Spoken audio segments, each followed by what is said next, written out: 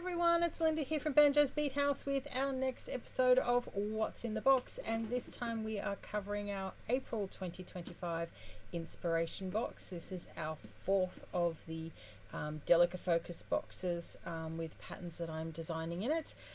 This month I set myself a challenge of working with a very tropically green neutral palette. Again, not my comfort zone. One of the colors is, however, a color I use a lot. The rest was, pushing my little color boundaries, but I do love the fact that I guess that green is the color opposite of purple being my favorite, so I am trying to incorporate more of those to give purple punchlines. The other fun thing for me in this month's box was learning to play around to make a kite shaped piece. So if you've never done a kite, it's got a herringbone core with peyote up along each side. So one side of the piece is all even count peyote and the other one has an odd count turn, and this is a different type of odd count turn, as the figure eights really didn't work, so it's more of a triangular figure eight turn in this particular one. Don't let any of that scare you. I have a step-by-step graphic to show you how you need to build, and then there is a video showing the start process as well as me stitching in the wire guard for finishing off your earrings. So all of that is included as part of your pattern for this month. So for those of you who picked up one of these boxes, I hope you enjoy learning to play around with this different shape as much as I did.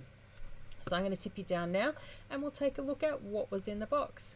So as always, we start with our inspiration. So as I said, these were inspired by nature, so I had two very greeny and into teal blue with a lovely pop of white and grey that I also picked up for the colors, and from there I drew out the 6 colors that we worked with and created these fun kite shaped earrings, which I will show you in person in a moment.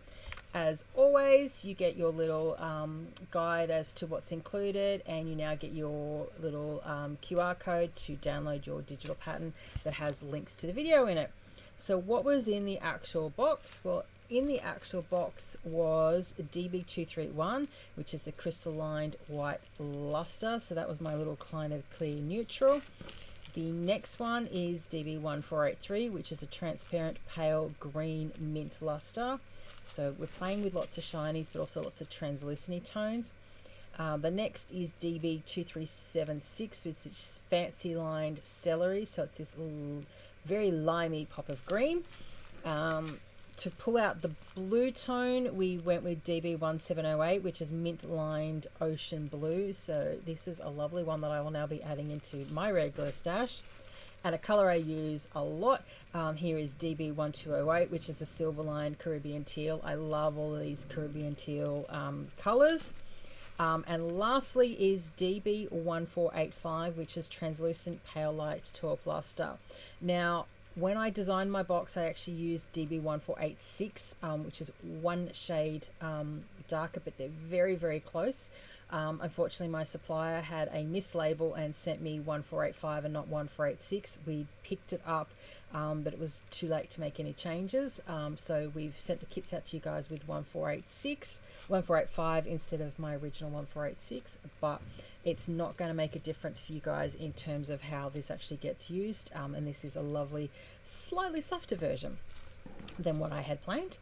You've also got in here your ear hooks and wire guards to make your kite earrings.